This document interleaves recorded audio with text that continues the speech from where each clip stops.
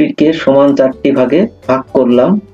এই যে ভাগ করা কথাটির আরেকটি বাংলা রয়েছে হরণ করা। এই হরণ করা থেকেই আসছে হর। সুপ্রিয় শিক্ষার্থী বন্ধু, এই ক্লাসটিতে আমি আলোচনা করব ভগ্নাংশ কি, লব কি এবং হর কি এই সম্পর্কে।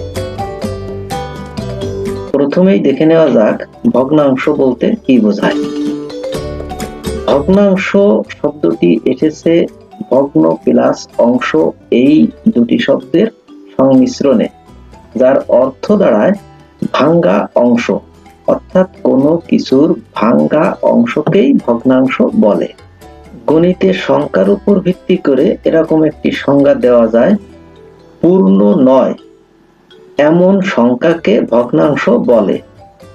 যেমন 2/3 বা 2/3, 5/3, 2 পূর্ণ 2/3, 0.1, 2.5 ইত্যাদি।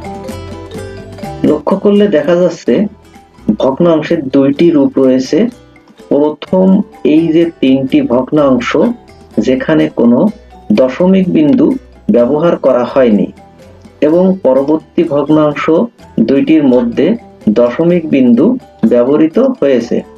এই ধরনের ভগ্নাংশকে বলা হয় দশমিক ভগ্নাংশ, এবং প্রথমত এই 3টি ভগ্নাংশকে বলা হয় সাধারণ ভগ্নাংশ। তো আজকে আমি দেখাবো যে এই সাধারণ ভগ্নাংশ কি।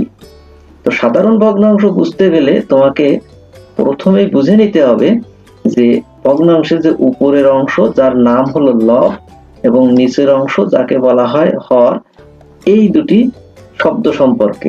অর্থাৎ আমরা প্রথমে লব এবং হর সম্পর্কে জানব। লব এবং হরের মধ্যে প্রথমেই বুঝতে হবে হর কি। হর বোঝার জন্য এখানে আমি একটি রুটি নিয়ে নিলাম। এখন আমাকে বলা হলো রুটিটি সমান 4টি অংশে বিভক্ত করো বা ভাগ করো। তো আমি রুটিকে সমান 4টি ভাগে ভাগ করলাম। এই যে ভাগ করা কথাটির আরেকটি বাংলা রয়েছে হরণ করা। এই হরণ করা থেকেই আসছে হর। এখানে আমরা রুটিটিকে 4টি অংশে ভাগ করেছি বা হরণ করেছি, অর্থাৎ এখানে হর হলো 4। এবার দেখি লব কি। রুটিটি আমরা যে 4টি অংশে বিভক্ত করলাম, বলা হচ্ছে এখান থেকে যে কোনো একটি টুকরা নিয়ে নাও। তো আমি একটি টুকরা নিলাম। তো এই যে নেওয়া অংশ যার মান 1, সেই নেওয়া অংশের আরেকটি ভালো বাংলা রয়েছে লব্ধ অংশ। এই লব্ধ অংশ থেকেই আসছে লব, যার মান হলো 1। তাহলে দেখা যাচ্ছে এক্ষেত্রে ভাগ করা অংশ বা হরণ করা অংশ অর্থাৎ হর হলো 4 এবং লব্ধ অংশ বা লব হলো 1।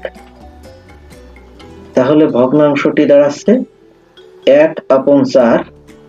দেখতে পাচ্ছ এখানে 1 হলো লব্ধ অংশ অর্থাৎ লব এবং 4 হলো হরণ করা অংশ বা হর। তাহলে দেখা যাচ্ছে যে ভগ্নাংশ সমান লব বাই হর।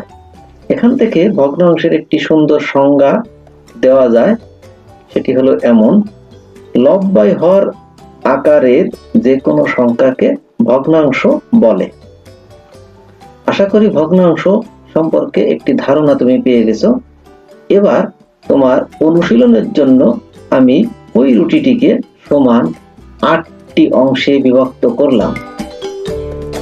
বলা হচ্ছে এখান থেকে যে কোনো 3টি অংশ তুমি নিয়ে নাও। তাহলে তোমার নেওয়া অংশ এবং অবশিষ্ট অংশকে ভগ্নাংশের মাধ্যমে প্রকাশ করো এবং উত্তরটি কমেন্ট বক্সে জানিয়ে দিবে। এবং ভগ্নাংশ সম্পর্কে আরো বিস্তারিত জানার জন্য পরবর্তীতে যে ক্লাসগুলো আমি আপলোড করব সেগুলোর নোটিফিকেশন পেতে চ্যানেলটি এখনই সাবস্ক্রিপশন করে রাখো এবং তোমার বন্ধুদের সুবিধার্থে এই ধরনের ক্লাসগুলো শেয়ার করতে ভুলবে না।